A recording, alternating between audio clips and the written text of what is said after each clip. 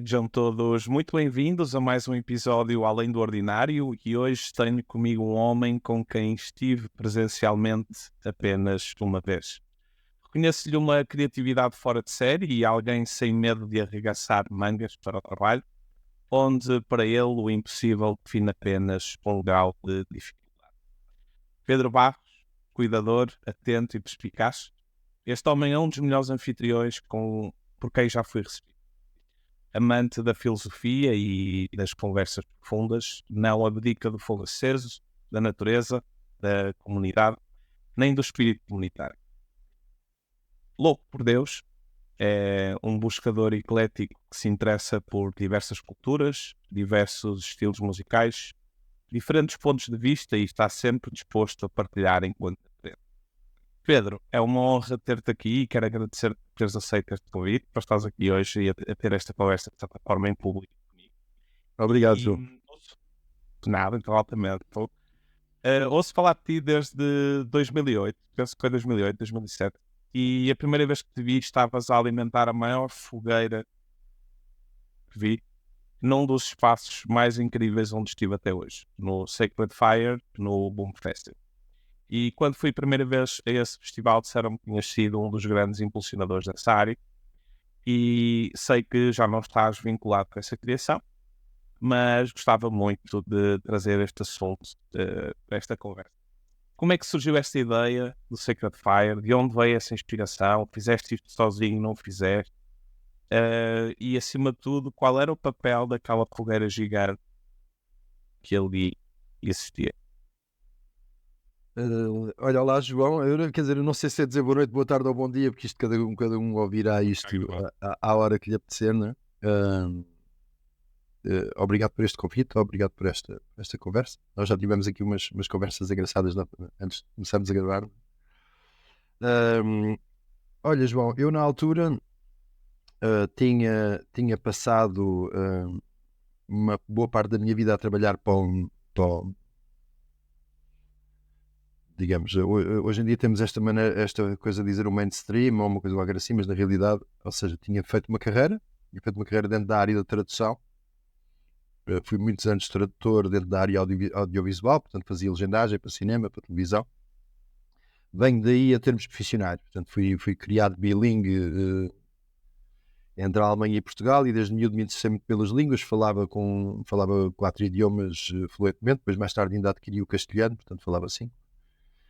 E comecei desde muito miúdo a fazer traduções. E há uma altura na minha vida, já com 30 e poucos, e depois de ter passado por alguns problemas de saúde e por várias inquietações diferentes, em que sou atingido um bocadinho por uma coisa que era um misto entre irresponsabilidade, crise existencial, despertar espiritual, sei lá. Comecei à procura, não é? Eu às vezes gosto desta metáfora do vi o coelhinho branco atrás da árvore e fui atrás do coelhinho branco a ver onde é que ele ia parar. Um bocadinho movido por uma coisa um bocado impulsiva, não é? Não foi uma abordagem estruturada, foi uma maluqueira. No meio desta maluqueira, decidi, uma dada altura, primeiro abandonar a carreira que tinha nas traduções e depois abandonar a casa onde eu vivia na altura. Pronto, eu era um profissional qualificado dentro da área, estamos a falar, portanto eu comecei a fazer traduções nos anos 80 e fui para a televisão no final da década de 80, em 89. Portanto era um profissional bem pago, era um profissional bem remunerado, respeitado dentro da minha área, portanto tinha um nível de vida bom e há uma dada altura em que eu decido que aquilo não me fazia sentido e fui por aí fora. Fui por aí fora movido por este misto de aventura, espiritualidade, deixa lá ver o que está a acontecer, com as sincronias, com as coisas. Pronto, foi um momento da minha vida povoado por muita magia também de alguma maneira, não é? Antes das coisas terem nome, as coisas não tinham nomenclatura. E isso era fascinante daquela fase em concreto, porque depois aprendi a dizer que aquilo era a energia, que aquilo era não sei o que aquilo era os meus guias, que aquilo era os anjos, que aquilo era os duendes, naquela altura as coisas não tinham nomes, as coisas aconteciam. E houve um período ali condensado da minha vida em que de repente me aconteceram muitas coisas. E no meio destas coisas que aconteceram, E das pessoas que eu fui conhecendo neste processo, porque depois apercebi-me que havia companheiros de viagem nesta descoberta e outros que já estavam um bocadinho mais adiantados, ou que eu achava que estavam mais adiantados. Fui parar a esta coisa que naquela altura estava muito em voga, que eram os chamados encontros Rainbow, os encontros arco-íris, não é? Que ainda há bocado na conversa preliminar falava disso. O encontro arco-íris, para quem não sabe, é uma espécie de um acampamento no meio do mato, baseado sobre as premissas da não premissa, ou seja, juntamos-nos aqui, temos uma ferramenta que é o círculo, temos um objeto central que é a fogueira e o resto logo se há de ver. Isto é uma explicação simplista, não é? Ou seja, eu tenho a corda, tu tens a lona, o outro tem a estaca e entre todos montamos aqui o gathering, não é? Historicamente os encontros Rainbows vêm de uma tentativa da contracultura contrapor digamos uma noção espiritual à loucura de drogas e psicadelia dos anos 60, não é? Ali no final dos anos 60, princípios dos anos 60, cristaliza-se este movimento alegadamente inspirado numa profecia dos índios Hopi, que pega nos encontros arco-íris. E há uma dada altura aí, a partir de fui ao meu primeiro Rainbow em 1929, e eu lembro-me desta sensação, sabes, de descer uma montanha, alguns numa montanha ao pé de Viseu, e de ver aquela fogueira lá embaixo e o som dos tambores e aquelas pessoas todas reunidas em círculo e sentir uma sensação de ver ali qualquer coisa que tocava numa parte minha que era primordial. E ainda fui a uns quantos, ainda ajudei depois mais tarde já numa participação mais ativa a procurar sítios para que estes encontros se organizassem, a participar, digamos, na logística que é a convocatória, quer dizer, nós, tribo portuguesa, convidamos as pessoas de toda a Europa para virem aqui em Portugal, escolhermos um sítio e de alguma maneira metermos a primeira estaca para depois as pessoas virem ali, porque apesar de haver uma não escolha e uma não organização, há uma parte, digamos, de pôr uma intenção para que o encontro aconteça. Ainda hoje, aliás, neste momento está a acontecer um encontro Rainbow em Portugal, curiosamente. Eu já não vou há uns anos. E eu vinha inspirado desta vivência de ter, de alguma maneira, o fogo como elemento aglutinador. Para mim foi essa a experiência. E como eu te contava há bocado na preparação da entrevista, há uma dada altura do caminho. Pronto, o encontro Rainbow, no meio disto tudo, também tem muitas zonas, tem muitas coisas que são varridas para o inconsciente. Uma delas, por exemplo, é o dinheiro. Como é tudo por donativo, como é tudo por rodar o chapéu, não há uma gestão. Não é? Ou seja, alguém durante o dia há de ir à rua comprar coisas para nós comermos, com aquele dinheiro que foi recolhido entre todos, vai uma turma à rua na carrinha de alguém que não sabemos muito bem quem é que há de ser, trazer alguns alimentos que não sabemos muito bem quais, para dar de comer à malta durante os próximos dias, enquanto não se voltar a rodar o chapéu. Isto é do domínio do improviso. E há uma dada altura em que me comecei a interessar pela construção de cúpulas geodésicas, também conhecidas por domes na sua nomenclatura inglesa. E à força de ter feito um par de experiências com os domes, conheci algumas pessoas que estavam ligadas ao boom e que me disseram, havias de fazer uns domes para o boom porque aquilo lá eles não têm, que é fácil, não sei o quê. E eu fui em 2002 e 2004 fazer domes para o boom. Em 2004 o dome que eu estava a fazer, ou que eu de alguma maneira desenhei, que depois se implantou com a equipa do boom, era um dome gigante que era a pista de dança principal do boom. E quando eu colidi com aquela realidade que é montar aqui uma pista para aquele evento, não é? Eu de alguma maneira implodi. Ou seja, não estava preparado para assumir uma montagem daquele tamanho, sendo uma pessoa também do exterior, porque eu não era um frequentador das festas, não era um psicadélico, não é? E eu implodi porque não fui capaz de dar o salto. Ou seja, ainda que aquela pista se tenha montado e que tenha acontecido, estás a ver? Eu não assumi, digamos, as rédeas daquele acontecimento. Entretanto, há uma dada altura em que eu me pus a refletir sobre as minhas futuras formas de participação no boom, porque ainda assim o boom tinha criado em mim um fenómeno interessante que é, de repente, encontro os mesmos malucos que nos encontros de Rainbow, mas com um orçamento e com missões claras, definidas e pessoas qualificadas. Já havia ali pessoas que tinham sido empresários, pessoas que tinham sido cientistas, pessoas que tinham tido as carreiras mais incríveis e que tinham acabado na montagem de festivais daquele cariz. Alguns deles até viajavam entre vários festivais ao longo do mundo. E eu tinha a certeza que aquela tribo era uma tribo com a qual eu queria continuar a criar. Mas eu não queria voltar não queria ser o Pedro dos Domes. Aliás, naquela altura a minha alcunha até era o Pedro dos Domos. Eu não queria ser o Pedro dos Domos. Tinha mais para dar. Então, há uma altura em que eu tenho esta epifania de que, na realidade, o que fazia falta ali era trazer este elemento, esta fogueira. Eu, entretanto, tinha feito umas experiências também, enfim, de natureza, digamos, xamânica, tinha encontrado outras formas de trabalhar com o fogo, tinha visto outras inspirações de trabalhar com o fogo. Tinha entendido que há culturas onde há um caráter sagrado do trabalhar com o fogo e eu pensei, tenho que levar isto para o boom. E nestes diagnósticos, eu nisto sou muito aquariano, ou seja, normalmente as ideias vêm-me assim de repente em catadupa e eu depois tenho que preencher o boneco. Não sei explicar isto muito bem. A minha forma de receber informação é muito peculiar neste sentido, que é como recebesse o download como um todo, mas depois tem que ir desencriptar os ficheiros e tentar entender como é que eu vou dar forma àquilo. Então eu recebi este download do quero montar, entretanto eu também vivia em comunidade, portanto na altura vivia na Catalunha, numa comunidade que nós começámos de raiz na Catalunha. Portanto, estava habituado a uma linguagem de mato, de bosque, de desbravar do nada. Vivemos um ano sem eletricidade, não tínhamos eletricidade, não tínhamos lâmpadas, não tínhamos luzes, aquecíamos tudo a lenha. Ou seja, eu tinha-me transformado de um reputado profissional da tradução num rural, muito rural. E eu queria partilhar essa experiência com o boom, porque eu ouvia as pessoas que eram muito rurais, de diferentes pessoas, a dizer: aquilo é tudo uns malucos, os gajos psicadélicos, aquilo, não queremos ter nada com aquilo é só maluco. E depois ouvia as pessoas do psicadélico a dizerem mal dos hippies fluffy, do rainbow, do não sei quê, das comunidades, daquela coisa. E eu achei que era necessário um casamento, porque esse casamento era o casamento que eu estava a fazer dentro de mim. Não é? Então o Sacred Fire nasceu um bocadinho disso, nasceu um bocadinho da tentativa de fazer uma união mística entre duas tribos em torno de um denominador comum. E isto também expressa um bocadinho daquilo que eu sou, ou seja, eu acredito que há um ponto em que as diferenças se batem perante aquilo que é simples.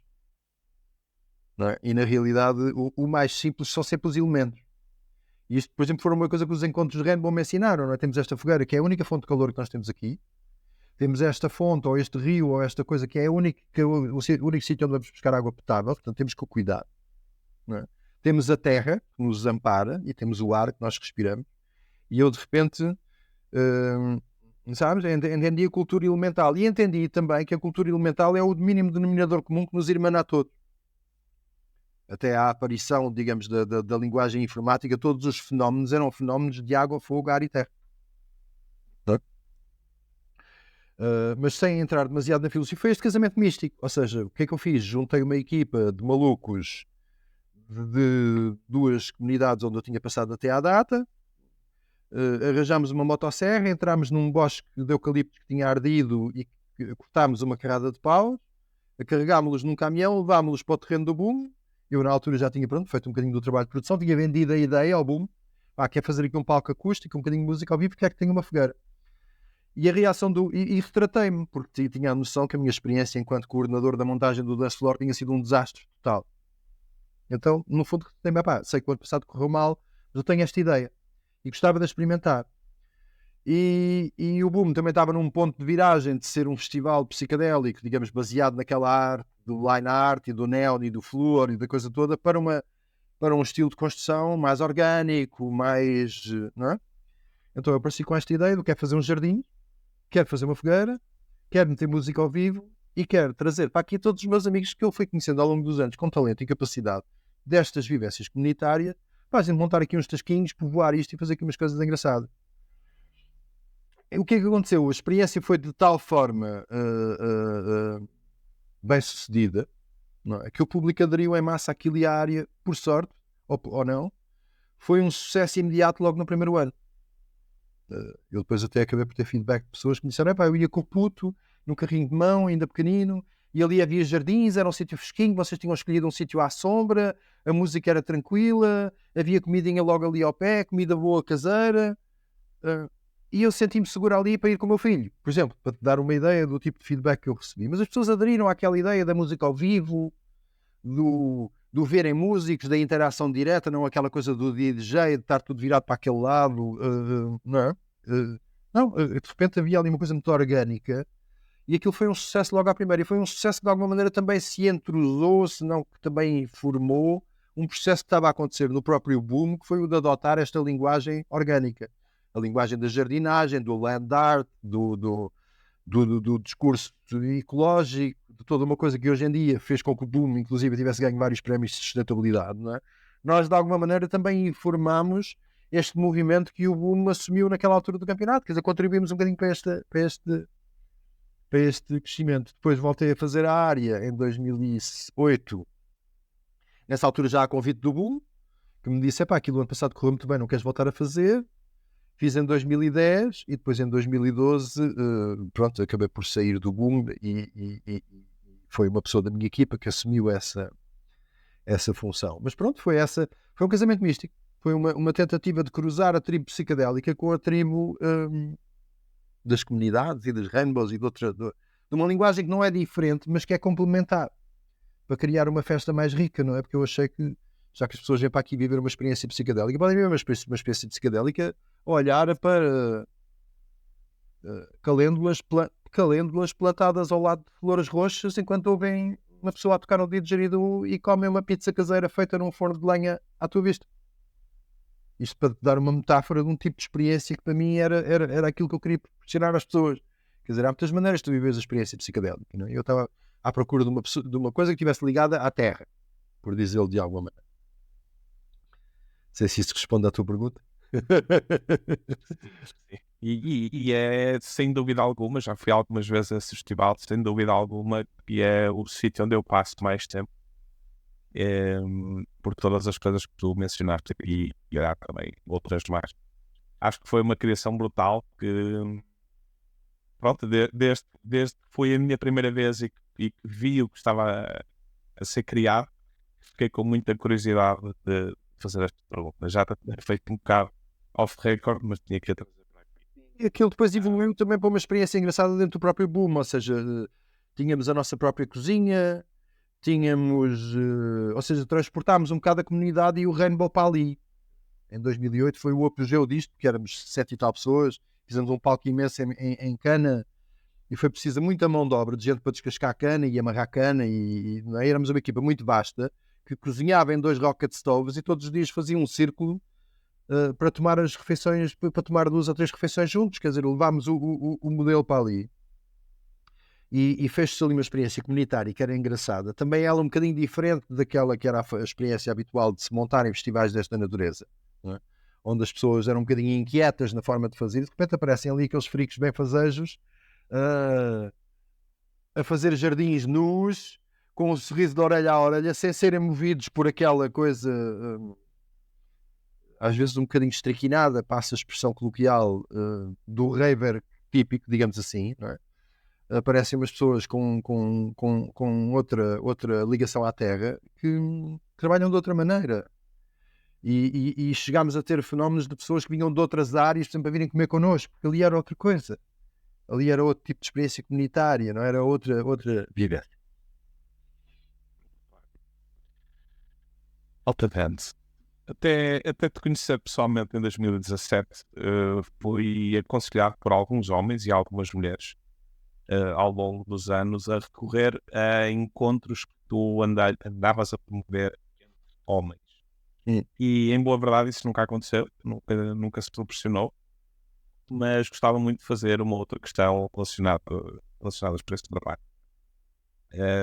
E eu sei que isto dá pano para mangas, mas vamos tentar fazer aqui a versão mais curta e quem sabe no futuro trazemos aqui uma versão mais completa ou mais complexa. Mas uma pergunta muito direta, Pedro. O que é ser homem para ti? Isso é uma é uma pergunta tão vasta. Eu não tenho respostas para ti, João. Ou seja, não tenho uma resposta linear e estávamos a falar sobre isto na preparação da entrevista. Ou seja, agora com estas coisas dos movimentos woke e da luta pelo género e pelo reconhecimento de géneros e por isso tudo, não é? Parece que se diluiu aqui esta expressão primária, digamos, da identidade de género, não é? E como eu te dizia um bocadinho na preparação da entrevista, pá, na natureza o mamífero tem 2 géneros e uma zona de cruzamento que é o hermafroditismo, não é? E os seres humanos não fogem à regra nesse sentido, não é? E isso não é um discurso de direita ou um discurso reacionário, não é um discurso conservador, para mim é um facto científico, é um facto biológico, não é? E depois, entretanto, há coisas que têm a ver com o domínio da expressão, não é? E no domínio da expressão tu podes te identificar com aquilo que te dá na bolha e ninguém tem o direito de julgar isso. Se tu quiseres ser um caracol, se tu nasceste homem mas queres ser a princesa das fadas, ou se queres simplesmente, sabes, andar de saia e expressar a tua parte feminina ou expressar-te como uma mulher, epá, mas ninguém tem nada a ver com isso, não é? Agora, na biologia primária do ser humano, aparentemente há estes 2 géneros, não é? E uma larga franja da população pauta-se por esta identidade, não é? E isto não te retira o direito de tu teres aspectos do teu ser que te expressas de uma maneira muito feminina, não é? Ou seja, eu nasci com as características biológicas de um homem, portanto tenho um equipamento baseado em testosterona e não em estrogênio, não é? Tenho um metabolismo baseado em testosterona. No entanto, sei costurar, sei cozinhar, sei, não é? Sempre ao longo dos anos, quando eu ia a um encontro qualquer, gostava muito mais de estar com as mulheres do que com os homens, porque as minhas conversas eram mais interessantes, a vivência era mais profunda. Os homens tinham ali uma coisa às vezes um bocadinho de afinar pela fasquia mais baixa, não é? E eu entre um pátio cheio de homens a alinharem pela fasquia do mais gutural e uma cozinha cheia de mulheres, eu prefiro uma cozinha cheia de mulheres, não é? Então nós podemos expressar-nos como nos der na bolha, não é? Agora, o que é que quando se fala em homem, não é? E era o que eu te estava a dizer há bocado também, vamos olhar para aquilo que nos impacta quando nós encontramos uma pessoa profundamente masculina, não é? E isto, na realidade, aplica-se transversalmente aos seres humanos, mas vamos ver como é que isto se aplica aos homens, não é? Que é o meu barómetro, quando eu vejo um homem, não é? Alguém do sexo masculino com a sua masculinidade consumada, não é? Tem um aspecto psicológico, que era aquilo que falávamos há bocado, que é aquela pessoa não tem uma necessidade de aprovação. Não é? Aquela pessoa fez o seu desmame, não está preso nas suas dependências uterinas, não é? E tu olhas para aquele ser e não vês, como nós dizíamos há bocado, a expressão infantilizada da idade emocional em que aquela pessoa ficou cristalizada. Que às vezes nós olhamos para a cara de uma pessoa e vemos ali aquele miúdo de 8 anos ficou ali com aquela estratégia do miúdo de 8 anos, ou aquele adolescente eternamente sedutor, eternamente predador a vida toda, que aos 60 anos de idade ainda precisa de provar que sabe seduzir, não é? E então, quando nós encontramos um homem que fez as etapas de amadurecimento necessárias para não precisar de aprovação, de repente revela-se uma qualidade masculina que é magnética, que é acolhedora, não é? Aquela qualidade do avô, aquela qualidade do pai, aquela qualidade do homem, tem uma quantidade de aspectos, uns mais subtis e outros menos, não é? Que não tem que ser necessariamente aquela criatura bigoduda, barriguda, guturral que nós nos habituámos a ver ao longo dos anos, mas que é a essência masculina em plena expressão, não é? E quando eu durante uns anos ouvia as queixas das mulheres sobre aquilo que lhes faltava nos seus homens, muitas vezes era esta forma, este homem, não é? Aquele adulto, homem, uma qualidade masculina, que participa ativamente na cocriação da vida diária, não é? Um bocado aquela metáfora que nós estávamos a dizer há bocado, não é? A mulher sentada à mesa com o menino a partilhar o small enquanto ele está ao balcão a beber a mini com os amigos, não é?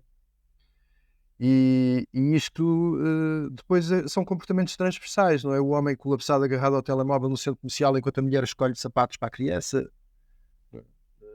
Ela chega à casa vinda do trabalho depois de ter dado o dia inteiro com uma energia masculina a submeter planos de negócios para não sei o quê, e ainda tem que chegar a casa e ir cozinhar e e fazer e acontecer porque o homem não tratou de nada, não é?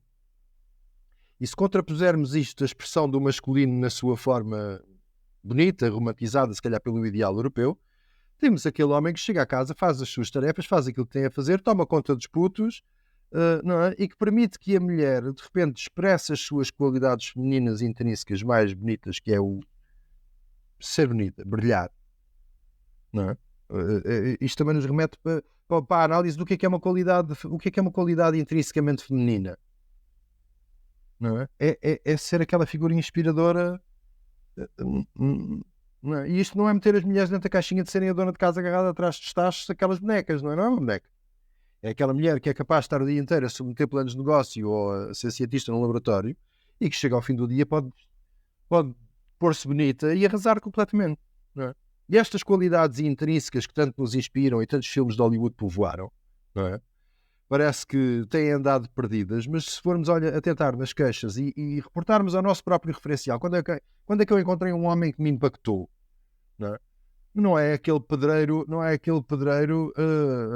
a mandar piropos desbragados, não é? É aquele homem que chegou com uma qualidade profunda, acolhedora, atenta, ouvinte, não é? Que é capaz de conferir direção e estabilidade àquela energia feminina que ondula, não é? No bom sentido, não é? Falávamos disso há bocado, desta metáfora, não é? De uma entrevista que eu ouvi há uns anos de uma mulher que falava do... Eu odeio... Ela era americana e ela dizia assim: eu odeio ir aos jogos de hóquei em patins porque eu nem sequer vejo o taco, nem sequer vejo o puck, o disco, não é? E ela dizia: pá, eu vou num carro, vou aflita. Porquê? Porque eu, enquanto mulher, e isto é provado na neurociência, não estou preparada para ter os mesmos reflexos, a mesma noção das distâncias mecanizada, como a maior parte dos homens tem. Eu sinto-me seguro no carro. Mas aquilo que ficou mais interessante naquilo que ela dizia na sua intervenção era como é que nós afarimos espaços. E era aquilo que eu dizia, né? Vamos fazer uma mudança. O homem chega, divide o espaço em quadrículas e diz: aqui vou meter os livros, aqui vou meter os bibelôs, aqui nesta caixa vou meter os tapetes, aqui nesta caixa vou meter não sei o quê. E a mulher chega ao espaço, faz as mesmas coisas que o homem faz, mas o rapport dela com o espaço é emotivo. Tenho aqui esta coisa que me deu não sei quem, havia de lhe telefonar. Tenho as flores tão murchas, devia regar as flores. Este tapete deu-me não sei quem, tenho que o aspirar, tenho que pôr aqui um bocado. E ela vai arrumando, vai fazendo os mesmos gestos que o homem, melhor, se calhar até, não é? E só quem não viu uma mulher empacotar um porta-bagagens de uma maneira muito mais eficaz que um homem, é que acreditas que elas não são capazes, não é? Mas o rapport dela com o espaço é mais emotivo normalmente do que o que é um homem, o estereótipo do homem, não é? O que é que a presença do homem contrapõe a isto? Não contrapõe no sentido do conflito, mas o que é que complementa esta informação? É quando esta informação se excede na navegação. O David Deida tem uma metáfora interessante em relação a isto, que é a mulher é aquela ondulação, não é? Aquela coisa pautada por este aferir a realidade desde o sensível, desde o sentir, desde a emoção. Às vezes também pode ser extremo, não é? Pode ser avassalador para a pessoa, não é? E o que é que ele diz? A energia masculina vem e introduz ali a energia do farol, a energia de uma coisa que, não é? Estabiliza a nave. Na maior parte das famílias hoje em dia é a mulher que assume este papel. Ou seja, o homem demite-se de assumir este papel e acaba por ser a mulher a sacrificar a capacidade de aferir o espaço intuitiva e sensorialmente para ter que estar ali a ser o garante do bom funcionamento da instituição família, que é o dar de comer aos putos, ter a casa arrumada, ter as coisas a acontecer, porque os homens pura e simplesmente demitem, não é? Aqui estou a dar um exemplo, por exemplo, da funcionalidade do homem na participação do lar, que é cumprir as mesmas tarefas que a mulher cumpre, ou mais, sabe? Mas ao mesmo tempo, ter aqui, ao assumir esta função de ser o garante de uma certa estabilidade, permite que a mulher suavize, não é? Que a maior parte das mulheres estão endurecidas, não é? E este endurecido depois transmite-se em miomas, cancros da mama, outros retirados, não é? Porquê? Porque há um homem que não permitiu que a mulher fosse mulher. Não é? Não sei se isto respondeu à tua pergunta. Ficou vago e dá-me vontade de fazer muitas mais. Mas vou respeitar aquilo lá na botânia e deixo essas para se calhar mais à frente. Mas porquê é que sentias que era importante promover encontros profundos somente entre homens? Não houve uma Homens. não houve uma não houve uma reflexão profunda num encontro de homens promovido, num encontro de mulheres promovido pela minha ex-companheira. Alguém lançou esta provocação do quando é que vocês fazem um encontro de homem, e eu tive uma daquelas reações impulsivas do meu Martin Carneiro do é para já. E convoquei uma malta e começamos a fazer, com resultados variáveis, ou seja, porque a assiduidade dos homens para participarem neste tipo de encontros, para reconhecerem a importância destes encontros, e isto é uma coisa que eu tenho observado transversalmente, ou seja, os homens são um bocadinho toque e foge neste aspecto. Aliás, genericamente nas atividades de desenvolvimento pessoal, não é? Tu vais a um centro de yoga, há 18 mulheres, 2 homens. Vais a uma aula de meditação, há 15 mulheres, 3 homens. Vais a um workshop de ervas naturais, não é? Ou seja, a proporção de homens apostados em investir no seu crescimento é muito inferior à percentagem das mulheres. E nesta situação dos homens, eu tive sempre uma certa dificuldade em criar um formato que fidelizasse. Ou seja, eu ainda não descobri a receita mágica, se é a co-criação no sentido de nós fazermos isto juntos e é um grupo sem hierarquia, ou se é um homem que se chega à frente e diz eu tenho esta proposta, vamos lá fazer. Entendes? Ainda é um osso duro de roer enquanto não houver uma massa crítica de homens que reconheça como uma necessidade intrínseca a necessidade de crescerem, de fazerem este desmame. E contra mim falo, que eu muitas vezes, como eu dizia há bocado, também fujo deste desmame, não é? O desmame retira-nos zonas de conforto tão lindinhas. Se eu for um menino pequenino, ninguém vai fazer, o mundo não me faz mal, não é? E eu dá uma sensação que nós, enquanto homens, muitas vezes ainda preferimos perpetuar os nossos padrões a dar um salto evolutivo de facto. Não é? Mas foi por reatividade, foi por solicitação, ou seja, alguém me disse porque é que não fazes tu, e como eu era o companheiro, digamos, da facilitadora do lado do feminino, era, digamos, escolha, a projeção mais óbvia, digamos assim, do porque é que não fazem, e eu disse, então vamos fazer, vamos experimentar. Mas pronto, como te digo, tenho parado com esta dificuldade, agora já há muito tempo não faço esses encontros de mas deparei sempre com esta dificuldade. Qual é o melhor formato para isto? Pá, estás a ver? Para além depois de outras dúvidas. Diz? Estás a pensar em continuar a fazer esse encontro? Estou a pensar em aderir a um grupo que se formou, curiosamente, aí na Zona do Norte e ir lá meter o bedelho a ver o que é que eles andam a fazer. Por uma necessidade intrínseca também de encontrar às vezes uma correspondência, não é? Porque sim, podes. E isto é uma metáfora que eu também durante muitos anos senti, e não sei se estou tão errado quanto isso. Sabes que tu encontras um amigo teu que tu conheces há 20 anos e ele pergunta como é que tu estás e a maior parte dos homens responde: está-se bem. Está-se bem andando. Já sabes como é que é? Pá, mais stress, menos stress, mas cá estamos. Não é? Não há um abrir, um baixar as defesas, não é? E, no entanto, tu encontras uma amiga tua que tu conheces há 15 dias e ela pergunta-te como é que tu estás e tu és capaz de discorrer sobre a vida. Não é? E acho que todos nós, enquanto homens, já tivemos esta experiência, não é? E depois tu, de repente, vais para o círculo dos homens, vais para a sede do masculino, não é? E criares estes... E isto tem a ver um bocadinho com aquilo que eu te dizia há bocado dos pátios com homens a tomar minis versus as cozinhas de mulheres quando vais a uma festa, não é? Que é, de facto... são raros os momentos em que tu, num pátio de homens, tens um momento de profundidade em que alguém se vulnerabiliza e contagia os outros com esta informação, sabe? A tendência normalmente é a contrária. Há algum homem tentar vulnerabilizar-se e haver alguém que diz: pá, deixa-te lá disso, toma lá mais uma mini, põe lá mais uma sardinha. Não é? Agora estou a ser muito básico e muito no estereótipo, mas pelo menos na minha vivência pessoal, isto expressa um bocadinho daquilo que foi a minha vivência durante muitos anos. Ou seja, era difícil encontrar um determinado grau de vulnerabilização, ou seja, tinhas que te expor muito ou tinhas que ir buscar temas muito pessoais ou muito profundos para conseguir com que um grupo de homens ouvisse atentamente e se vulnerabilizasse e partilhasse experiências em primeira mão.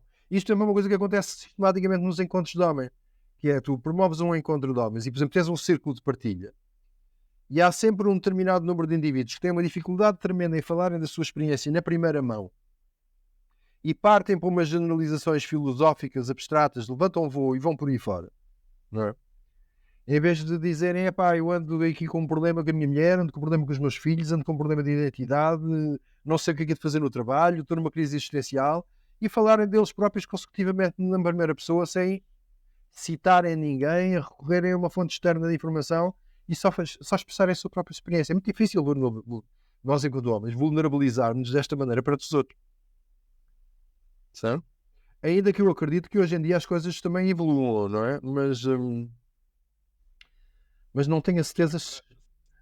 Será que precisamos de uma mulher? Será que o homem precisa de uma mulher para ser vulnerável? Uma mulher em quem confie, não é uma mulher. Sim, mas uma coisa não invalida a outra, não é? Entende? Ou seja, sim, é maravilhoso vulnerabilizar-se com a mulher, não é? E baixar as defesas, não é?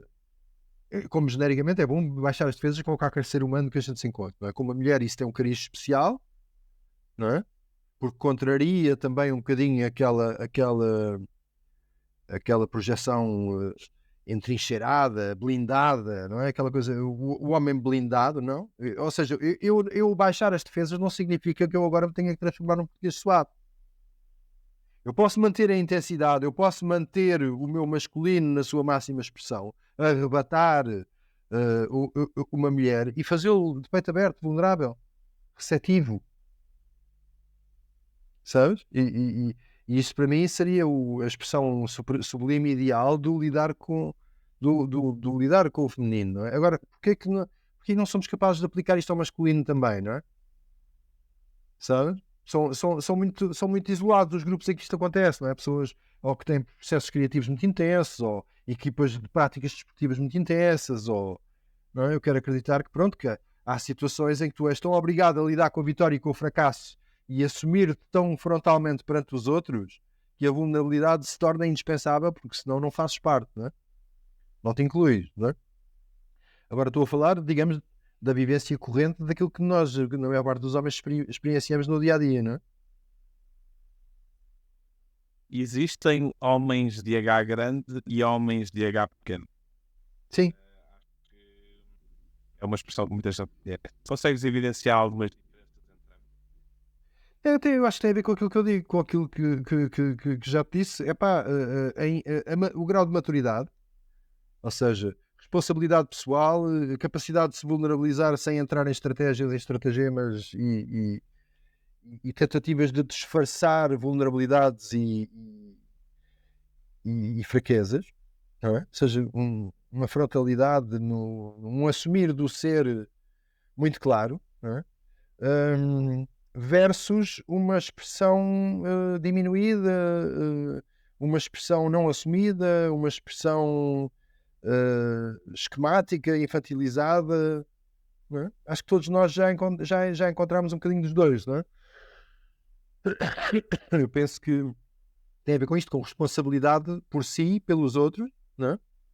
Com clareza e frontalidade na sua identidade, nos aspectos positivos e negativos, não é?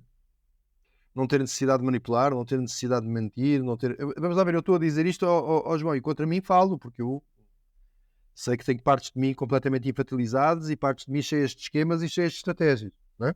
Ou seja, não estou a dizer isto do alto de uma cátedra, estou a dizer isto como uma coisa que eu observei em alguns homens que eu vi de facto. Estás a ver? Eu lembro-me de uma amiga minha me falar de um artista que tinha conhecido, pá, um escultor incrível, um homem absolutamente incrível. Lá está, um homem destes com uma aura de homem, estás a ver? E ele vinha com um balde de tintas e de pinturas e de coisas e não sei o quê, com uma carrada de coisas para transportar. E ela chegou-se ao pé dele e disse-lhe: queres que eu te ajude a levar alguma coisa? E ele disse: não, eu levo, mas está na mão. Sabes? E eu, pronto, ouvi isto em segunda mão, dito da boca dela, sabes? Mas quer dizer, havia nisto uma coisa perfeitamente masculina, que ele assumiu a responsabilidade pelo seu material, ele é que tem que levar, ele é que quis levar aquilo, não é? De alguma maneira, ele é que decidiu levar aquela tralha toda, mas ele queria companhia,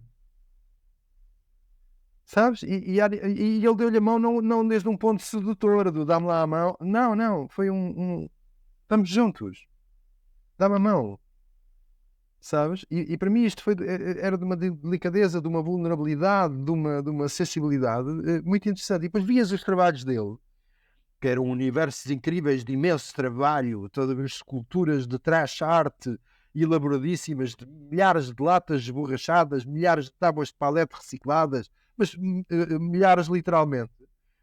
Coisas meticulosamente pintadas em cima de coisas pintadas, tudo aquilo tinha, tudo aquilo mexia, tudo aquilo reluzia, tudo aquilo brilhava. Não é? Sei, um esforço incomensurável de dedicação e, não é? para se expressar, para pôr uma coisa cá para fora, acompanhado daquela vulnerabilidade do dá-me a tua mão. Eu não ia sozinho. Sabes? Ou seja, e isto são coisas que tu podes encontrar em vários setores e expressas de várias maneiras, não é? É um misto entre uma humanidade profunda, uma capacidade de entrega profunda. Não que isto não sejam valores transversais de homens e mulheres, mas pronto, transposto para o masculino. Isto tem uma textura específica, não é? E eu às vezes não te consigo explicar como é que é isto, não é? Acho que todos nós já sentimos isto, não é? Pois não há uma coisa que eu observei há uns anos e curiosamente tive a oportunidade também de expressar isto numa entrevista com um amigo, que era esta coisa. Há uns anos eu andava à procura de um objeto para expressar um homem. Nesta coisa do ressurgimento dos movimentos femininos, os altares dos encontros de mulheres estavam todos povoados sempre de uma carrada de deusas, não é? E aquelas deusas tinham todas umas formas arredondadas, uns peitos bonitos, ou seja, eram figuras com as quais as mulheres se conseguiam identificar, havia um rapport, não é? E se tu fores olhar para as figuras do masculino, não é? Se entrares numa loja de artigos esotéricos à procura de coisas para o masculino, não é? Tens o quê? Tens um Buda, né? Que é aquela figura que na realidade aquele Buda que vendes nas lojas, daquela figura anafada e sorridente, não tem a ver com o processo pessoal de um homem que decidiu fazer aquele mergulho de introspecção profunda até conseguir vencer todos os seus demónios e todas as suas dependências. Não é? Não é aquela criatura gordinha e sorridente que me transmite essa qualidade.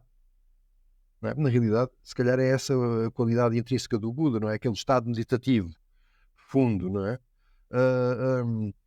O hinduísmo depois tem uma carrada de figuras, mas quer dizer, são zoomórficas, não é? Não há um... há uns anos, num encontro de homens internacional, conheci um homem interessante que contrapôs a isto a proposta dele. A proposta dele era, em vez de colecionar imagens, ele colecionava virtudes. Então ele tinha uma lista já de 600 e tal virtudes que ele tinha colecionado ao longo dos anos. E era interessante porque ele tinha constatado que os homens mais facilmente se relacionavam com uma virtude, que ainda assim era um conceito abstrato, mas era uma coisa com a qual o homem conseguia criar um rapport. Não é? Estás a ver? Ou seja, se eu te disser coragem, militância, dedicação, esforço, tu povoas o teu universo mental com imagens que preenchem isto, não é? São as tuas imagens, não é? Mas se eu te meter ali um G.I. Joe, se calhar não é para todos, não é? Porque se calhar o teu formato de soldado, o teu formato que transmite a qualidade de uma pessoa que é capaz de morrer para defender a sua tribo, não tem uma textura que seja capaz de transferir, que seja expressável por imagens, não é? E isto também diz muito daquilo que nós falávamos antes, não é? Do rapport de emoção que se estabelece pelo olhar, do olhar para uma forma e dizer, não é? A forma, olhar para uma forma e identificar-se com ela, ou de olhar para um conceito, que de alguma maneira também é um traço da energia masculina, não é do homem, é da energia masculina, e identificar-se com um conceito. Sabe? Então, pano para mangas, João. Eu vou querer ir mais fundo aí. Agora tenho mais 2 ou 3 temas que gostava de trazer aqui. Conta-me tudo. Em 2017 eu tive a oportunidade de ser recebido no tiro onde estava a dar uma grande assistência, a dar um grande suporte. E curiosamente senti-me mesmo em casa e era raro. E a forma como foi recebido, a comida que preparaste no fim de semana, enfim. Ainda hoje tenho memórias incríveis desse espaço. E quando cheguei a esse espaço percebi que meses antes, uns anos antes, aquele espaço eram somente ruínas e enfim, percebi que ele se preparado e aquilo acabou a anterior companheiro ter que escolher o Hector Zapadia. Pergunta que não quero calar. Continuas vinculado à construção, à permacultura nos dias de hoje? Sim, quer dizer, depois de me dedicar aos eventos, entretanto estou dedicado à construção maioritariamente em madeira, embora neste momento, por exemplo, esteja a fazer uma reabilitação de uma casa antiga. Acabou por ser um bocadinho também, lá está, uma resposta a uma solicitação, ou seja, alguém que me pediu se eu lhe podia fazer um espaço para a atividade e eu comecei aí e percebi que era uma coisa que eu gostava de fazer, gostava de ser artesão e gostava de me reinventar por aí, ou seja, eu se calhar a minha história profissional tem sido uma história de entre um misto entre reinventar-se e ser autodidata. Um, e, e, e então agora a minha expressão do autodidata tem sido construir casas em madeira, construir edifícios em madeira, ainda um bocadinho naquela a tentar ver qual é que é a próxima solicitação. Às vezes sou mordido, como eu te dizia há bocado, pelo bicho dos eventos, às vezes gostava de ser mais artesão, ou seja, estar mais recolhido à oficina, a expressar-me do que propriamente o estar em obra, no esforço físico exteriorizado, digamos assim. Mas sim, olha, decidi abraçar o ser artesão. Encontrei nisto já uma coisa que é muito meditativa e de uma forma muito imediata. Ou seja, a madeira não te deixa mentir. Quando te distrais, cortas um dedo. Ou espetas uma farpa, ou uma coisa qualquer. Portanto, pede-te um determinado grau de atenção. E isso é um aspecto muito interessante. Depois o próprio material, está ali a história do mar, não é? Está ali uma história de um ser vivo que cresceu, aquilo mesmo depois de abatido, continua a crescer, continua a trabalhar, continua a mover-se, continua a respirar, continua a ter um metabolismo, não é? Absorve umidade, liberta umidade, dilata, encolhe, reage à temperatura, reage não está ali uma alvenaria, está ali uma coisa que mexe, não é? Tens que deixar folgas para aquilo poder inchar e desinchar outra vez. Então abracei isto, mas na realidade sempre gostei muito de trabalhar com as mãos. Em minha casa era eu que fazia a maior parte dos pequenos bric-a-bracs. Sempre fui aquele miúdo que gostava de construir com os legos e depois daí passei para arranjar os stores e as torneiras e as coisas dessas. Eu sempre fui esse miúdo. E então, naturalmente, soube abraçar esta capacidade de me tornar autodidata também no trabalho com as mãos. E gosto muito de o fazer e gosto de todos os aspectos. Gosto de desenhar, também, entretanto, adquiri a capacidade de desenhar os meus próprios projetos. Gosto de os desenhar, gosto de os executar, gosto de os planear, mas mais do que nada gosto de os construir. Gosto daquela magia de tu receberes uma pilha de tábuas e uma pilha de barrotes e de repente, passado uns meses, teres aquilo transformado numa coisa que serve a um determinado propósito, não é? Serve as pessoas. Também nisto um serviço, não é? Nesse retiro partilhaste que já tinhas vivido em diferentes locais e comunidades, como uma em La Floresta, em Barcelona. É na Lei Cantada. Sim, La Floresta, lá na zona. Introduziste o conceito que continuo com ele na minha mente, eu da comunidade. Achei um conceito. O que é que achas que é importante o conceito e o próprio espírito comunitário? O que é que tu achas? Epá, porque eu acho que nós não somos, na maioria, seres que operam isoladamente, não é? Seja o mais bonito, o mais criativo, o mais as melhores soluções para os problemas surgem em grupo, não é? E isto é transversal, ou seja, não tem que ser necessariamente a vivência alternativa da comunidade, quer dizer, os grupos criativos publicitários, os grupos criativos de engenharia, os grupos criativos de ciência, os grupos criativos de música. hum, a, a expressão da energia do grupo é sempre mais completa do que a soma das individualidades, não é? Para a comunidade é quando tu, em cima desta capacidade de, de criar conjuntamente, ou de organizar conjuntamente, ou de fazer seja o que for conjuntamente, aproveitando esta soma não linear, não é? Quando tu, em cima disto, metes a capacidade de acolher as pessoas, acolher quem faz parte, não é? Então a comunidade pode ou não pode ter um propósito, não é? Pode ou não pode ter uma missão concreta, mas a comunidade, mais do que nada, é aquele lugar que recebe o outro, não é? Uma comunidade pode ser um prédio. Um prédio é uma comunidade, não é? Não tem que ser aquela coisa no meio do mato freak da permacultura, não é?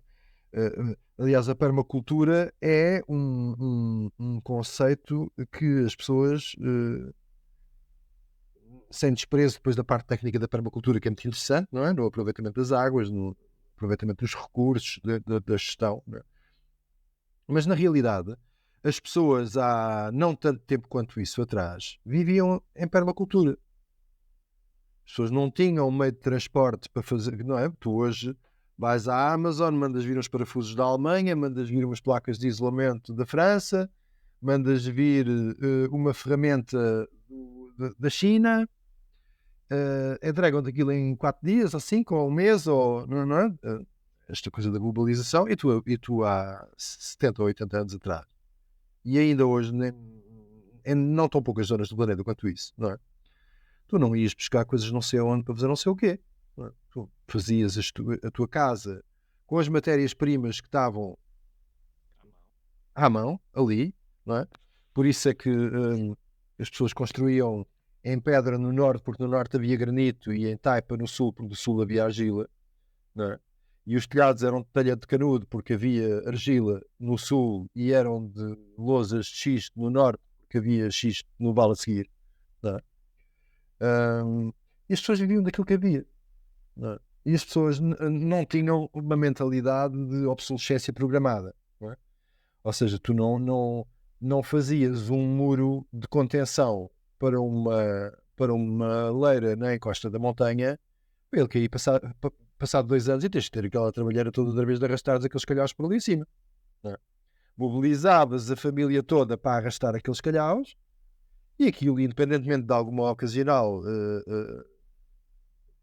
intervenção de manutenção, quando algum fenómeno, ou alguma pedra que tinha encaixado mal, ou alguma enxurrada que tinha vindo durante o inverno tinha danificado alguma coisa, mas a maior parte das vezes tu tinhas ali coisas que duravam séculos. Tu vais à barragem do Cabril, em Pedrógão Grande, e se tu mergulhares na margem direita da barragem, antes de chegar ao paradão da barragem, para aí meio quilómetro ou 1 quilómetro, tu tens terraços feitos em granito, ainda com os canais de irrigação no meio, entretanto submersos debaixo d'água, de um encaixe absolutamente incrível, de um trabalho de pedra absolutamente incrível. Eu vi na Pampilhosa da Serra terraços de pedra que tinham 7, 8 metros de altura. Aquelas pessoas levantaram um muro de pedra de 7, 8 metros de altura para conquistarem uma faixa de horta de 3 metros de largura à montanha. Ou seja, numa escarpa assim, tiveram a alancar com calhaus para fazer ali uma escarpa para poderem plantar ali as suas hortaliças, tinham decidido viver ali, não é? Portanto, a permacultura não é uma coisa antiga, é uma coisa recente, não é? A terminologia da permacultura, digamos assim, porque as pessoas viviam em aproveitamento total de recursos até há uns anos atrás. Há uns anos eu falei com alguém de uma quinta biológica muito grande em Portugal, ali na zona de Montemaro Novo, e ele dizia-me antigamente aqui na herdade entravam pregos e sal. Tudo o resto, pão, trigo, escola, madeira, conservas, agricultura, fumeiro, chouriço, criação de gado, lã, tudo o resto se fazia ali. Ok, era um latifúndio, mas quer dizer, estava ali uma aldeia montada. E nós despistávamos um bocado disto para abraçar um sistema que na realidade não é sustentável, não é? Porque perpetua o consumo, e o consumo é um bocado como aqueles esquemas de pirâmide. Um dia tem que rebentar, porque os recursos são finitos, não é? A capacidade de compra é finita, não é? E há um momento em que não dá mais, porque qual é que vai ser o ciclo? Vai chegar a um momento em que gastas um telemóvel de 15 em 15 dias, em que o telemóvel é biodegradável e tu andaste com o telemóvel 3 semanas e depois deitas o telemóvel no lixo, ele decompõe-se e compras outro para manter a coisa a rolar. Até onde é que vamos levar esta experiência de obsolescência programada? Não é? Quer dizer, e a permacultura é uma metáfora de um recordatório, de um estilo de vida que já se levou há uns anos atrás. Mas depois as pessoas iludem-se em relação à permacultura, não é? Porque pensam assim, eu vou chegar ali, faço ali uns swales, cavo ali umas coisas e tal, e não sei o que, depois meto ali umas sementes e aquilo dura... Não, dá trabalho. Tens que ir colher, tens que ir arrancar as ervas daninhas, tens que fazer... o sistema, se for eficaz, funciona bem, mas requer manutenção, quer dizer, não há nada sem esforço, não é? Mas quer dizer, a comunidade ajuda neste esforço. O que é que a comunidade faz? A comunidade partilha o esforço e irmana às pessoas, desde a partilha daquilo que é mais básico, que é o esforço para tu fazeres acontecer, que é a partilha da vida, da morte, da vida, dos nascimentos, dos sucessos, dos triunfos, partilhados têm outra expressão, porque de repente tens ali um organismo que acolhe aquilo, não é? Esta dicotomia dos homens e das mulheres, não é? Quer dizer, pronto, havia ali, de repente tu eras homem e tinhas interlocutores, tu eras mulheres e tinhas interlocutores, e quando sangravas podias ir com as tuas irmãs para a tenda vermelha, recolhias ali. Quando tu eras homem e pegavas nos homens e ias fazer a tua fogueira, porque era aquele dia em que as mulheres iam sangrar, não é? Quer dizer, estas coisas estão semeadas no nosso tecido ancestral. Tem uma continuidade psicomágica dentro de nós que nós esquecemos atrás deste véu do estarmos sempre com o pescoço dobrado a olhar para o Instagram. Esquecemos-nos temporariamente. Mas a nossa memória celular, e isto leva-nos de volta àquilo que é elemental e àquilo que é o mínimo denominador comum do ser humano, tu sentas as pessoas à volta de uma fogueira ou perante uma cascata ou levar com vento no topo de uma falésia. E há qualquer coisa na nossa memória profunda que se recorda, não é? Da mesma maneira que nós recordamos aquilo que é elemental, também recordamos aquilo que é humano, aquilo que é bom entre nós, não é? Todas as pessoas secretamente ambicionam isto, não é? Que é voltar a religar, não é? Só que em vez de entendermos esse religar naquilo que é o mais básico, que é o trato, que é a convivência, que é a comunidade, não é? Arranjamos estes intermediários, não é? A religião é um intermediário, a espiritualidade é outro intermediário, não é? Os clubes, as afiliações, não é? São intermediários para uma necessidade humana profunda que é partilhar, para de sermos muitos, para não custar tanto. Com toda esta tecnologia que nos está a ser apresentada nos últimos anos, com isto da inteligência artificial, com a robotização, nanotecnologia e água, claro. E obviamente passa-te a fazer esta pergunta a alguém que tem uma visão comunitária no dia a dia. Estás preocupado com esta introdução e com esta massificação desta tecnologia? Sentes que vai ficar ao lado?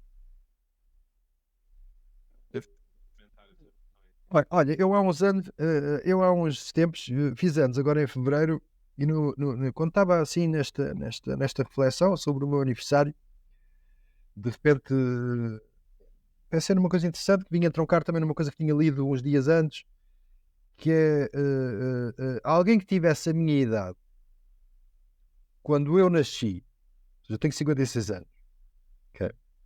Alguém que tivesse 56 anos em 1968, quando eu nasci, nasceu no ano em que se afundou o Titanic. Ok? Isto, para darmos aqui um bocadinho de perspectiva, não é? Nasceu no ano em que se afundou o Titanic, assistiu a 2 guerras mundiais. Quer dizer, agora teria assistido a 2 guerras mundiais, teria assistido a uma pandemia que foi a febre espanhola, não é? Que dizimou milhões de pessoas, de facto.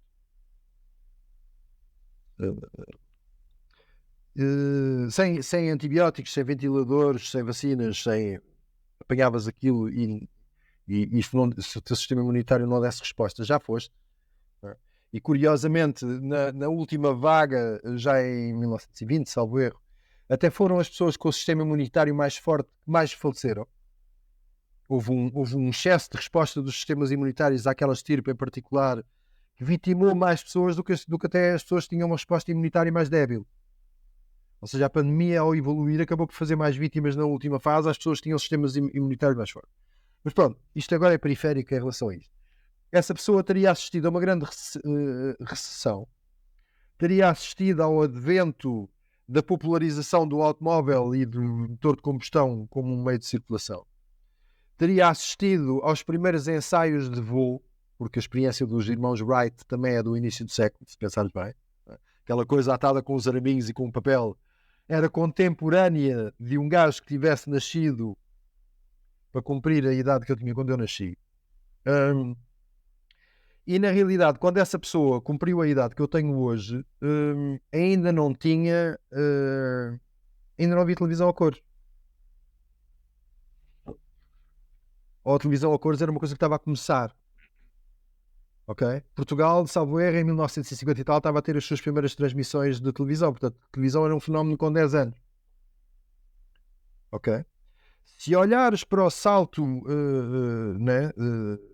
tecnológico, científico, etc., que demos, entretanto, independentemente de depois das voltas conspirativas que tu possas dar, se nós somos efetivamente evolutivos, se não somos evolutivos, se aquele achado do martelo de bronze datado num extrato geológico que tem 450 mil anos de idade e que não encaixa em nenhuma teoria da evolução humana, se as pirâmides, se Machu Picchu, abstraindo-nos dessas reflexões todas, já mais elaboradas, para olharmos só para o nosso tempo de vida concreto. Estás a ver? Eu nasci em 1968. Em 1968 eu não tinha televisão a cores em casa. Tinha uma televisão a preto e branco, de vez em quando ficava às riscas e eu tinha que lhe dar uma pancada de lado. E não sei se aquilo fazia uma resposta, nas lâmpadas lá dentro, ou se acontecia uma coisa qualquer lá nos tubos catódicos. Aquilo, pum, a imagem voltava a estabilizar outra vez. Estás a ver? Quando eu vi uma televisão a cores pela primeira vez, já tinha 10 anos ou 12 anos, ou uma coisa qualquer assim. Estás a ver? Não havia telemóveis, o telefone era de discar. Os carros, se fores ver filmes daquela época, eram uns charatos. Hoje são umas peças de museu. Estás a ver? Ou seja, a evolução é uma inevitabilidade cósmica. Bem, mal, mais para a direita, mais para a esquerda, negativo, positivo. Isto há sempre esta ciclicidade, não é? Como aquele lugar comum do tempos fracos fazem homens fortes, tempos fortes. Não é? Como é que é? Tempos difíceis fazem homens fortes, tempos fáceis fazem homens fracos, não é? Quer dizer, há nisto uma alternância, não é? O meu pai é da geração do esforço, do trabalhar 18 horas por dia, incessantemente para construir um futuro melhor. Eu já quis uma coisa mais relax, se calhar os putos agora ainda querem outra coisa mais relax, se calhar os outros a seguir vão querer bombar. Portanto, a própria vivência humana perante a realidade é cíclica. E isto tudo. Mas quer dizer, o progresso científico é uma inevitabilidade cósmica. Eu estou aqui porque devo a minha vida à medicina. Estás a ver? Se não fosse a medicina ocidental alopática, não foi o Reiki. A mim, Pedro, me salvou a vida, ok? Com o devido apreço pelo Reiki, pelas fitoterapias, pelas medicinas alternativas todas, por aqueles que alegam que a doença é só um estado da alma, um estado somático. Tudo isso é verdade. Mas eu tive um par de momentos na minha vida em que me identifiquei com a informação de tal maneira que a somatizei no corpo, e se não a tivesse tratado, ela matava. E quem me soube tratar foi aquela medicina alopática convencional que a gente às vezes tanto critica, não é? Aquele Serviço Nacional de Saúde que a gente tanto aponta ao dedo, mas que me tratou gratuitamente. Pronto, eu paguei impostos para que aquilo acontecesse, mas as primeiras vezes que eu fui tratado nem impostos pagava ainda. não é? Pagavam os meus pais por mim. No entanto, eu fui assistido em hospitais públicos, estás a ver? Graças à evolução científica, tratando maleitas que 40 anos atrás me teriam morto em relativamente pouco tempo. Estás a ver? Portanto, o progresso científico per se, a inteligência artificial per se, o telemóvel per se, não são nem bons nem maus, são ferramentas. Que essas ferramentas possam estar instrumentalizadas, é para que os laboratórios e que as universidades possam ser pagas pelas farmacêuticas, por não sei o quê. Pá, a máquina de TAC do IPO tinha sido doada pela tabaqueira. Ok? A máquina de TAC que havia no IPO em 1900, nos anos 90, tinha sido doada pela tabaqueira. Estava lá uma placazinha no corredor a dizer doado pela tabaqueira. Pá, vamos lá ver. A evolução humana vai sempre ser pautada por contradições que são elas também próprias inerentemente humanas. Não é? Isso faz parte do processo. Não é? Nós somos uns seres incríveis, mas com a capacidade de nos alienar terrivelmente dentro de um ecrã a passar imagens repetitivas. Que horror! Contra mim falo, não é? Que também colo no Instagram de vez em quando e colo nos suportes de vez em quando. Não é? Agora, tecnologia per se, não. Agora, qual é que é o desafio? O desafio é investirmos nas qualidades humanas, não deixarmos cair as qualidades humanas por terra, mas isso é um processo orgânico. Eu quero acreditar que isso é um processo orgânico, João, porque as afiliações, os impulsos estabelecem-se, lá está, mais uma vez, desde os afetos, desde a comunidade, não é? Eu estou zangado com isto, e se tu estiveres zangado com isto, e se mais outro estiver zangado com isto, se calhar um dia agimos contra isto. Epá, se calhar esse agir pode revestir-se de muitas formas. Há malta que gosta de pôr umas bombas, há malta que gosta de escrever uns livros, há malta que gosta de fazer uns filmes, há malta que gosta de começar a plantar umas hortas e de começar a preservar as fontes, há malta que gosta de ensinar. Podes coletivizar as tuas inquietações de muitas formas. Há pessoas que fazem isto solitariamente, não é? De vez em quando, lá, não sei quanto tempo lá aparece uma alma que fez aquilo tudo sozinho. Não é? Mas na realidade ninguém faz nada sozinho, não é? Mesmo aquelas pessoas que viraram o establishment profundamente, não é? Lembro-me, por exemplo, sei lá, de um homem como o Krishnamurti, não é? Que andava a ser prudentemente educado para ser o Delfim de uma linhagem espiritual, não sei o que virou costas àquilo tudo a dizer, afinal a verdade é um território sem caminhos, não há caminho para chegar à verdade. Deixa lá isso. Não me vou filiar em coisa nenhuma. No entanto, esta epifania dele também foi fruto de todas as influências que ele recebeu. Quer dizer, ninguém vive isolado no meio disto tudo. É? O bom selvagem é uma figura abstrata e mesmo o bom selvagem foi informado pela floresta. Não é? Portanto, nós somos uns seres coletivos. Quando as nossas inquietações se somam, as coisas acontecem. Tu não podes contrariar o consumo de telemóvel por decreto. Não é? Tu não... Há dias estava a ler que agora ia sair uma lei em Inglaterra que iam proibir os menores de fumar. Já não podem comprar tabaco. À semelhança do álcool, também já não podem comprar tabaco ou uma coisa qualquer assim. Quer dizer, o proibicionismo, não sei se será sempre a melhor política. Quer dizer, o tabaco caiu por terra simplesmente porque culturalmente deixou de ser sexy. Aquela coisa dos anos 70, Marlboro Man, de andar com a Xuxa no canto da boca, deixou de ser sexy. Tu vês as pessoas fumar num filme e aquilo de repente já não faz muito sentido culturalmente, porque as pessoas já não fumam tanto. Aparentemente há um grande regresso agora no tabaco, até na população feminina, curiosamente. Não é? Mas maioritariamente as pessoas hoje fumam menos. Não é? Também fruto da proibição, é certo, porque não se pode fumar nos hospitais, não se pode fumar nas escolas, mas culturalmente, por trás disto há um fenómeno que ocorreu, foi o tabaco deixou de ser sexy, as pessoas deixaram de fumar. Não é?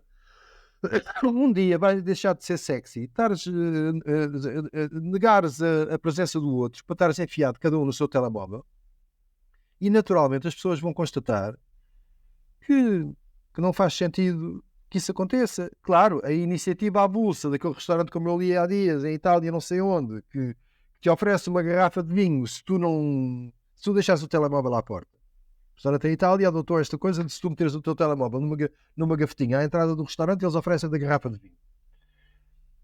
Porque quiseram criar um ambiente sem telemóveis. Se calhar há pessoas que saem inspiradas dali, não é? Ou seja, isto é um organismo vivo que se informa de uma maneira muito orgânica e vai crescendo para um lado e depois procura um equilíbrio. Não é? Então eu não estou preocupado com as tecnologias, porque as tecnologias, se calhar vais ter 3 gerações que vão ficar completamente mecanizadas, com os cérebros fritos do Bluetooth, né? Porque o Bluetooth, aparentemente, segundo disse alguém da radiestesia, a frequência mais nociva que nós temos é o Bluetooth, né? É um comprimento de onda das ondas curtas, aparentemente particularmente nocivo para as nossas ondas cerebrais e para o nosso organismo físico. Quando nós nos fartarmos de andarmos tipo Robocop, com o Bluetooth enfiado dentro da orelha, a mecanizar-nos, à semelhança da narrativa permanente dos filmes de ficção científica, há de haver algures um dissidente. Estás a ver? Há de haver alguém que naturalmente consegue parir uma mutação genética que engole o chip, que decompõe o chip e que faz outra coisa da existência dele. Medo de quê? Como dizia o Bob Marley, have no fear for atomic energy. Né? Então, e se der merda na sociedade, o que é verdadeiramente importante para ti? Se der merda, é para água. Água. Teres água. Antigamente a sedentarização humana era ditada A pela presença de água e B pela presença de alimento. Não é? As pessoas assentavam onde havia água. As pessoas migravam, faziam a sua transumância entre poços. Não era entre bonitas montanhas para tirar selfies.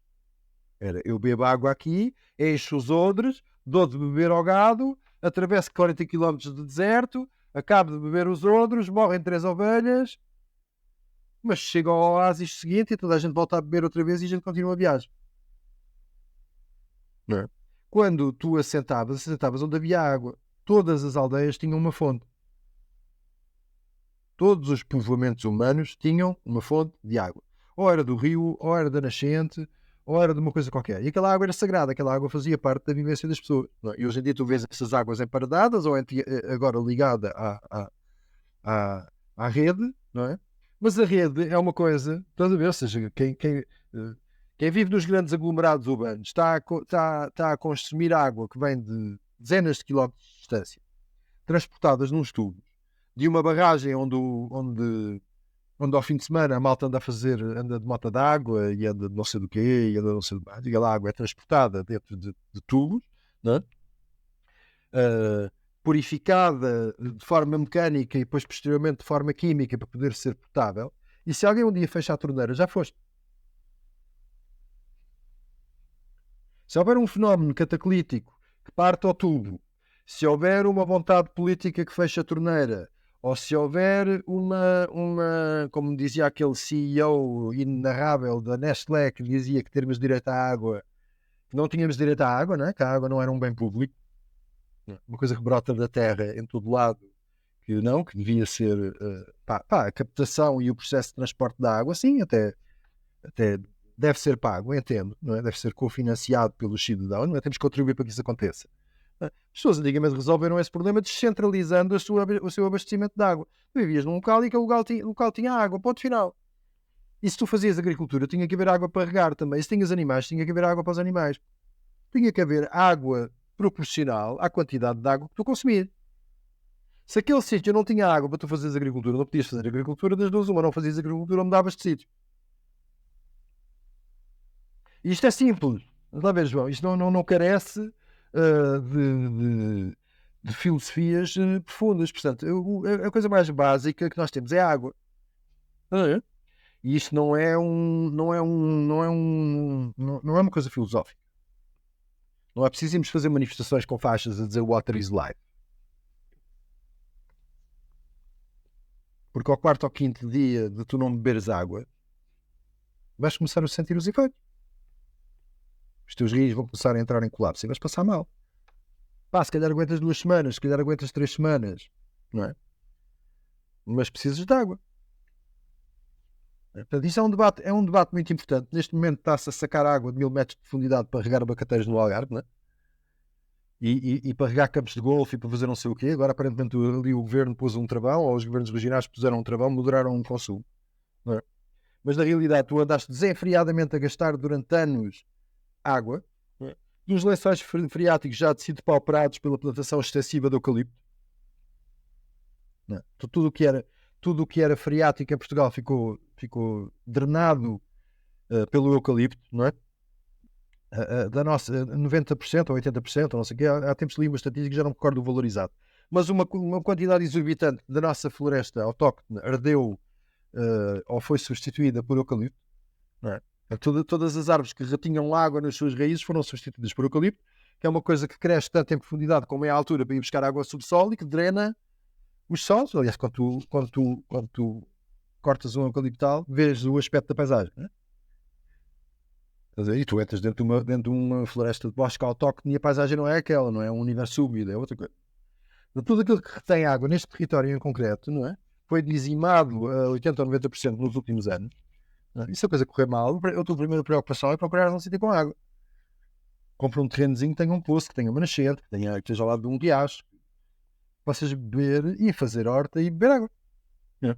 Pois o resto está dependente do engenho. Quer dizer, o eucalipto por acaso até é um material de construção fantástico. Com o eucalipto deves poder fazer umas cabanas de troncos redondos absolutamente incríveis. Não é problema. Material de construção não falta. Há pedra, há madeira, há não sei o quê, há terra, há barro, há folhas de árvore, há coisas para fazer estopa, para tapar os buracos entre os troncos, enfias uns musgos lá no meio para não entrar a corrente de ar. Entendo, não é por falta de materiais de construção, não é por falta de engenho humano, não é por falta de recursos, porque enquanto houver pedra, terra, troncos e coisas assim, não precisa de nada sintético para construir habitat.